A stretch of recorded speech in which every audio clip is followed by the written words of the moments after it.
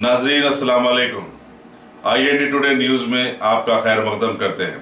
आइए देखते हैं ये तफसीलात। शहर हैदराबाद के JNAFAU के सैकड़ों स्टूडेंट्स ने जम्मू कश्मीर के कठुआ रेप केस के खिलाफ में आज दोपहर अपने कॉलेज से मासाब टैंक क्रॉस रोड तक एक अज़ीमुश्शान रैली निकाली और अपने गम और गुस्से का इजहार किया।